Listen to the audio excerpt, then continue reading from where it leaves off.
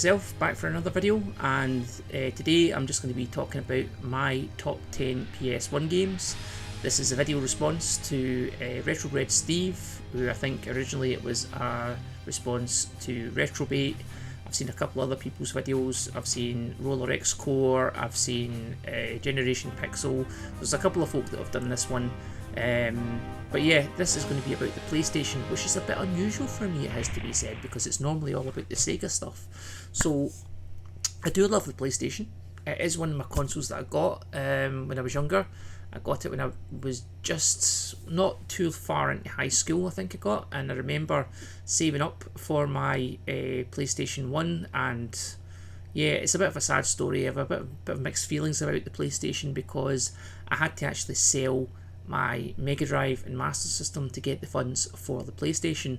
So yeah, although I did really enjoy it at the time and went on to play it for years and years afterwards, it's slightly tainted for me in that way, just because I had to get rid of these consoles that I really did love. But at the time, you know, younger mindset, didn't really think in nostalgic ways like I do now. So yeah, I remember getting the first PlayStation, and I'd actually seen it, I'd played it already. It was a toss-up between the Saturn and the PlayStation, and it was my friend Kevin, a guy who had far too much money. He rented the PlayStation and the Sega Saturn from, I think it was either Global Video or Blockbuster, one of the two, and he had a weekend with them both, and I went over, and he kind of agreed afterwards that he was going to get the Sega Saturn. So I kind of thought, well, if he's getting the Saturn, then I'll get the PlayStation, and in that way we can both see the best of both worlds, I guess. But yeah, I didn't regret getting the PlayStation. It was great. I did enjoy getting the games, some of them on this list, obviously.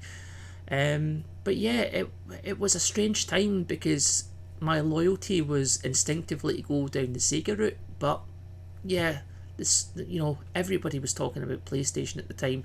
I didn't get my PlayStation on launch though. I got it like a year later when I'd sold my Mega Drive and Master System and saved up a bit of money.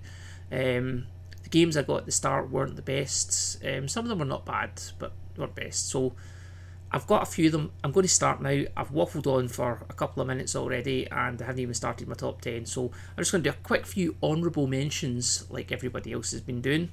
So let me see, where is it? Right here. Okay, honourable mention number 1 goes to Battle Arena to Shinden. Now, the reason for that is because that was the very first game that I played on the PlayStation, and it blew me away at the time. It blew my socks off, honestly. So yeah, it's not a great game when you look at it now. It wasn't a great game then, but it was just so new, and the 3D aspect was so new. It was, words were being thrown around like Virtua Fighter with weapons, basically, but in hindsight, it's not as good as Virtua Fighter, but yeah. Okay, the next one is Nightmare Creatures, and this is a great kind of jump scare type arcade monster beat 'em up type thing. That's the only way I can put it. It's a really good little game, this one. Stuff that didn't belong on the PlayStation, but still, it was the way that I experienced these games. This isn't the best way to play Command and Conquer, but at the end of the day, it's what I had at the time, and I really enjoyed Command and Conquer on the PlayStation. The last, I'll do two more honourable mentions, and then I'll move on to my actual top 10. Kingsfield, it looks like crap. It really does look like crap, but it is so super smooth. And once you get into the story and once you get playing the game, it gets really good. Kingsfield, I think this is actually Kingsfield 2, but they released it as Kingsfield 1 over here. And my last mention, I guess, honourable mention, goes to Namco Smash Court Tennis. And this is just such a fun little game to play. It's one of these games that you can get your friends over in a group and you'll have a wee blast of a time. Really good game. But yeah, let's start the actual top 10 now. Okay, I've thought long and hard about this, But even then, I'm still not that sure about the order. Still not that sure about some of the games that are on it, to be honest with you. There's so many good games on the PlayStation, that's the trouble. Okay, number 10. Die Hard Trilogy. Just an absolute brilliant game. It's 3 games in one, essentially. And this is the game that I went out and bought the Predator light gun for back in the day, and had an absolute blast of a time shooting terrorists. It was one of those games that was actually on the demo 1 at the time, which I saw and I played the demo of, and I absolutely loved it, and I had to have that game from that point forward. And yeah, I must have spent ages playing that demo alone, but it was just the airport level at the start of it, but it's just immense. It actually led me down the line of buying a second light gun, so that me, and I think it was my friend at the time, could then sit and play 2-player light gun games, which was just unbelievable in the home, you know? Okay, enough about that. Next one, Disruptor.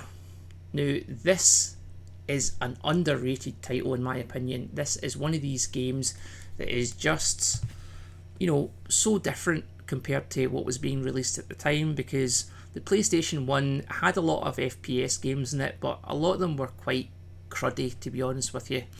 And Disruptor came out, colourful graphics all throughout the games. Each level is diverse. The weapons in the games, there's psionic powers in the games. It's just, it's the only thing about it I would say is it's quite linear, and the cutscenes in it are absolutely hilariously cheesily bad. But yeah, it's so bad it's good, so that's well worth a go. The next one on my list is going to be, well, I've got this as a compilation, but it's actually Broken Sword from this list.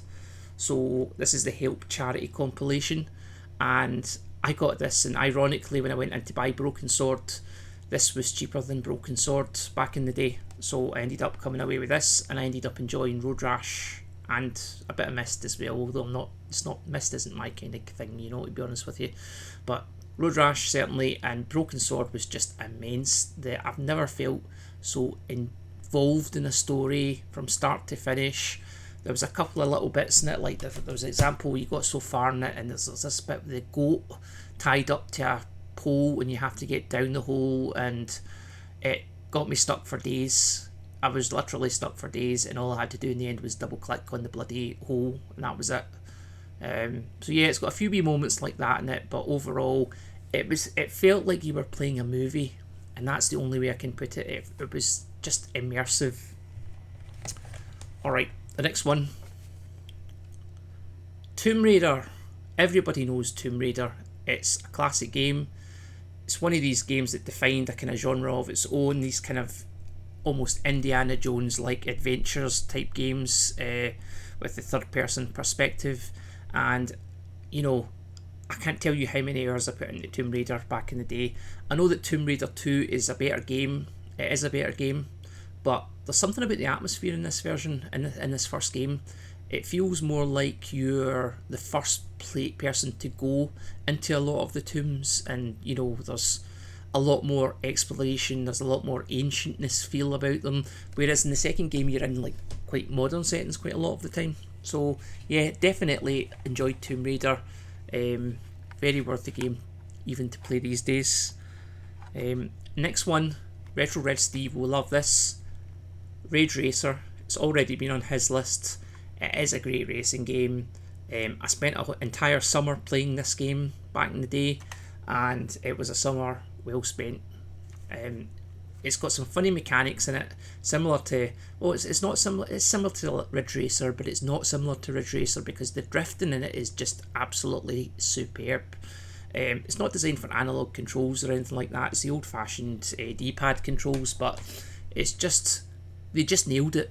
That's the only thing I can say. They totally nailed it, and you can upgrade your car and get different cars and stuff like that. The only thing that's a bit more about subdued, I'd say, is the colour palette in the game, and it's a bit of a break from the kind of beside the paradise of Ridge Racer, you know. So just be aware of that change, but I think it's a good change. Next one, again the same summer I got this game, this beauty. I think it must have been summer. Was it 97? I'm not sure, but it was a great summer anyway because I got this game as well. Soul Blade, or Soul Calibur as some other people call it, maybe people in America call it. It's just an absolutely superb game. There's so many unlockables in the game, so many characters, and unlike one of my other games that was playing back in the day, it's very, very fast. It's super quick. It's combination focused. It's just an absolutely superb game, and it's got one of the best intros I've ever seen in a video game. But Namco had a knack for doing that back in the day. Now this one's an interesting one because it's probably the sequels for this game are probably better known than this game. It is Legacy of Kain Blood Omen, and it's an interesting title for me because I've got a bit of nostalgia for this because this was the very first game that I ever bought myself with my very own money earned from my first job. So yeah, it's got something for me there over it. I was looking forward to this game. It felt like a kind of adult Zelda, I guess. It's got some flaws. The loading is a bit of a pain in the arse in the game, but the game itself is pretty good. And it's well worth tracking down if you don't have a copy. It's starting to get a bit expensive, this one though. Okay, so the next one, Tekken 2. Why Tekken 2? It's just absolutely superb. It was a game, again, that I played in that demo 1 disc, and I just instantly fell in love with it. Had to have it. It stayed with it all these years as well. They've made Tekken, one of the best fighting series out there now. And I actually thought, back in the day, it was a toss-up between me and my mate, between Virtua Fighter and Tekken 2. And have to say, I was originally on the Virtua Fighter boat, but, after spending, long sessions with friends and evenings, playing games, and Tekken 2 was climbing that list, I can tell you, because there's so much to discover in this game. So good, staying up all night, playing Tekken 2 with your mates. Absolutely superb game. Again, it's a bit slower in pace than the likes of Virtua Fighter or Soul Blade, but it's a well worth it game. Okay, the next one needs no introduction, I guess. Resident Evil.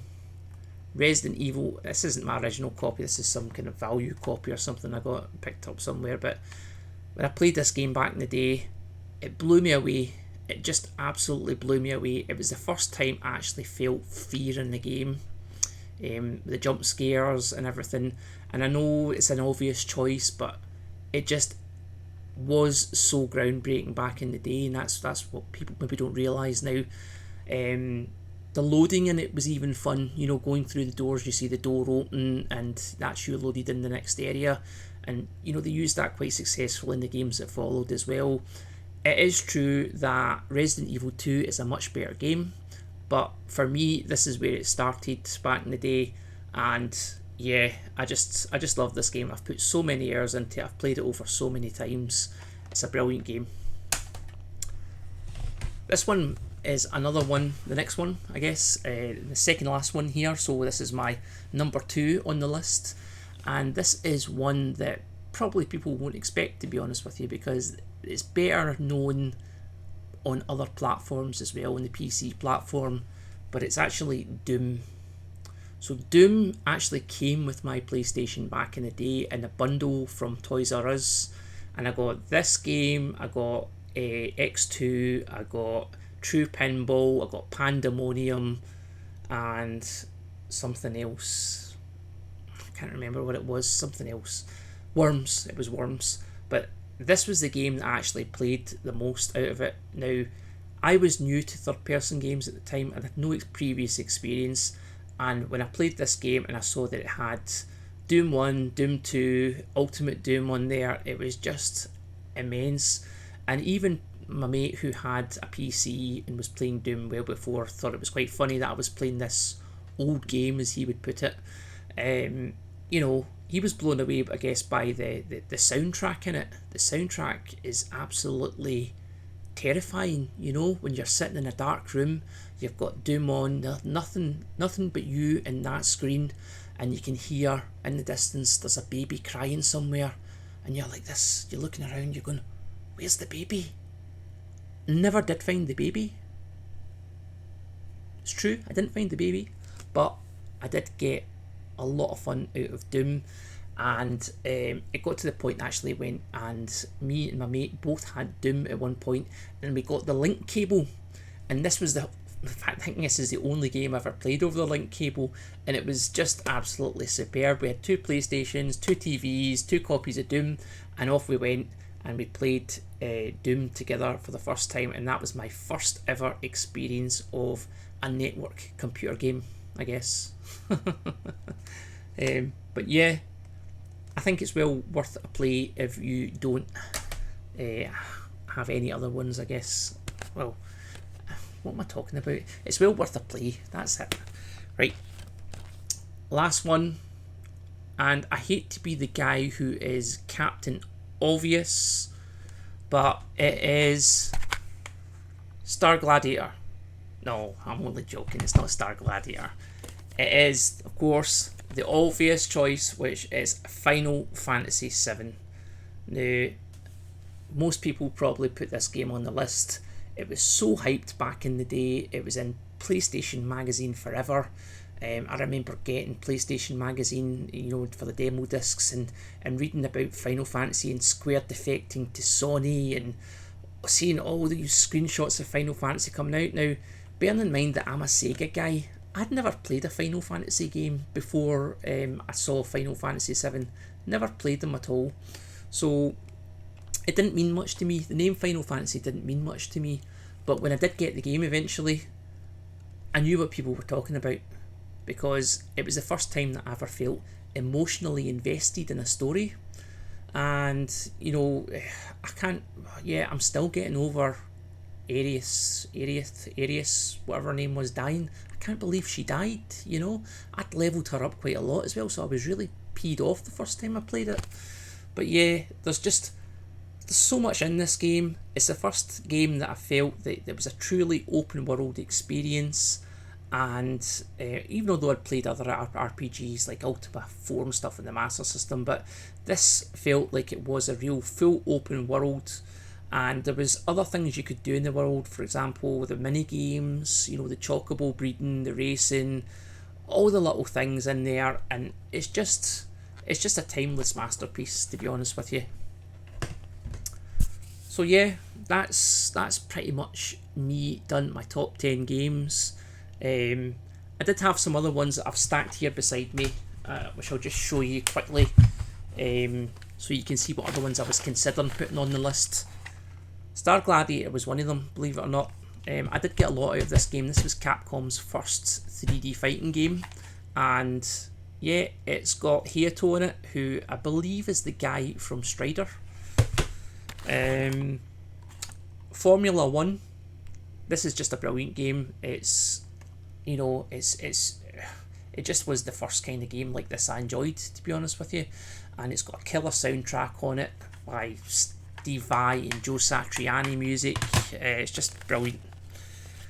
Metal Gear Solid, yeah, I know I didn't put this on the list, right, but you know, I did enjoy the game back in the day, but unfortunately I'm just not a stealth guy, right? So that's that. Resident Evil 2, haven't put on the list because of I wanted to put Resident Evil 1 on the list instead. Micro Machines V3, brilliant game, played this with my friends to death, but again, that top list is there's just so much other good stuff on it. Ridge Racer Revolution, brilliant game again, but Ridge Racer beats it, so yeah, it's squeezed out. And the last two that I wanted to put on the list, but I don't actually own them anymore, is Suikoden, or how did Generation Pixel say it? Is it Suikoden? I don't know how he said it, but yeah, it's Suikoden, as I call it. And the other one was Tenchu Stealth Assassins. Now, I don't know what happened to those, but I don't seem to have them anymore. So I must have sold them and been inundated at some point. But yeah, that's me. Thanks very much for watching again, guys. I do appreciate it. I'm going to put everyone's links into the video below, and you know, if you release a video yourself, I'm going to try and watch everyone's, but you know, feel free to drop me a message on Twitter as well at Zenoni_revived if I've missed your video. And yeah, that's great. Alright guys, well, take care. I'm going to leave now before I boil to death in this room here, because there's no windows in this room except there's patio doors and that's it, and I'm absolutely bloody roasting today. Have a good one, and I'll see you the next time.